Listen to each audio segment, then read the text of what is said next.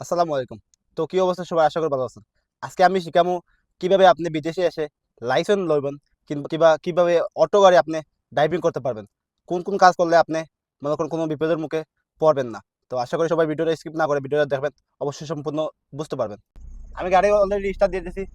এখন আমি মনে করেন যদি আপনার পাশে কফিল বসে থাকে তাহলে তাকে বলবেন যে সিট বেল্ট লাগানোর জন্য। তারপরে আপনি এসিটা ছাড়বেন যেটা মোকাইফ বলে। তারপর আপনার হ্যান্ড ব্রেক যদি উঁচু করে থাকে তাহলে এটা নিচু করে দিবেন। আপনি গিয়ারটা ডি লাগাবেন যদি সামনে দিয়ে যান, আর পিছন দিকে গেলে তো আপনি মনে করেন আর লাগাবেন, যেটা হয়েছে আপনার এই যে আর, আর এটা হচ্ছে ডি। ডি হইলে আপনি সামনে যাবে। এটা হচ্ছে ওয়ান, ওয়ান মানে আপনি টু, টু মানে আপনি খুব স্পিডে যাইব গাড়ি, ঠিক আছে নি? তো এখন আমি কিছু কথা বলবো যেটা হয়েছে কি আপনার লাইসেন্সের বিষয়ে। ফার্স্টে দেখেন, আপনি যদি লাইসেন্স দিতাম তাহলে আপনার বুকের ভিতরে সাহস থাকতে হবে।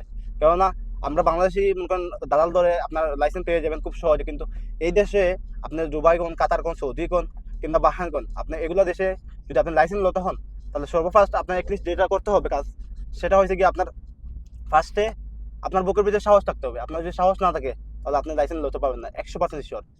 আচ্ছা, সেকেন্ড যেটা, আপনি খুব সহজে লাইসেন্সটা পেয়ে যাবেন যদি আপনার বুকের ভিতরে সাহস থাকে। যদি আপনি মনে করেন সম্পূর্ণ বুঝেন সিগনাল, এই যে আমি এই দিক দিয়ে যাবো, এই সিগনালটা ইউজ করবো, ঠিক আছে নি? এটাকে বাংলাদেশে বলে ডিমার, আর এই দেশে বলে আপনার কি। তো রাস্তাগুলা আপনার রাস্তার ম্যাপ হলে ওই ওই যে লেখা, এই রাস্তা কিন্তু সাইটের উপরে আপনি চালাতে পারবেন না। সাইটের উপরে চালালে যদি সুরতা দেখে পুলিশ, তাহলে আপনাকে বাংলাদেশি টাকায় সর্বনিম্ন হলো 5 থেকে 6 হাজার টাকা জরিমানা করবে। তো এটা আপনার বহন করতে হবে। আচ্ছা, সেকেন্ড যেটা হচ্ছে, আপনি যখন লাইসেন্স লওয়ার ক্ষেত্রে কাজ করবেন তখন আপনি একটা ভালো উস্তাদ ধরবেন। উস্তাদ ধরার পর আপনি উস্তাদের সাথে ভালো ব্যবহার করবেন। আপনি উস্তাদের সাথে মানে একটা স্কুলের মতো, আরে আপনি যদি স্কুলে ভালো ছাত্র হতে চান তাহলে উস্তাদের সাথে সবসময় আপনি ভদ্রতার সাথে কাজ করতে হবে। আর সেকেন্ড কথা হয়েছে, যখন আপনি ওই যে আপনি রোড টেস্টে যাবেন, হ্যাঁ, আপনি ডান বাম সব কিছু দেখবেন। কোনো আপনার সামনে কোনো গাড়ি আসেনি, কোনো সাইকেল আসেনি, এগুলো দেখবেন। তারপরে যেটা হয়েছে, আপনি যখন লাইসেন্সটা নিয়ে নেবেন, হ্যাঁ, আপনার বুকের ভিতরে যদি সাহস থাকে তাহলে 100% আপনি 1-1.5 মাসের ভিতরে লাইসেন্সটা পেয়ে যাবেন। তবে এখানে কিছু টাকা খরচ করতে হবে, যেটা বাংলাদেশি টাকা হয়তো বা 1 লক্ষ লাগতে পারে, 2 লক্ষ লাগতে পারে, 3 লক্ষ লাগতে পারে, এটা আপনার আপনার বাইকের উপরে ডিফেন্স করবে। আচ্ছা, এই যে আমি এই দিকে ঢুকবো, হ্যাঁ, আমার পিছনে কিন্তু অনেক গাড়ি, এগুলো বিদেশের রাস্তা, ঠিক আছে নি? তো আমি এন্ট্রিটা লাগাইছি কোনটা, এই যে শুনি, এই যে ঢুকে গেছে, হ্যাঁ।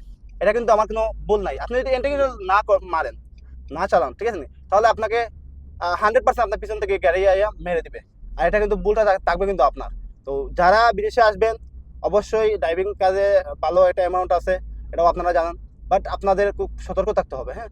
যদি আপনি এখন আমি যে ভিডিও করতেছি, হ্যাঁ, আমি এই দেশে প্রায় 14 বছর থেকে আছি, এই দেশের কানুন সবকিছু জানি আমি। এখন আমি যে ভিডিও করতেছি, হ্যাঁ, আমি যে ভিডিও করতেছি, তো আপনি যদি ভিডিও করতে চান অবশ্যই ভিডিও করতে পারবেন, আমার মতো কেন পারবেন না? পারবেন। বাট আপনার সতর্ক থাকতে হবে।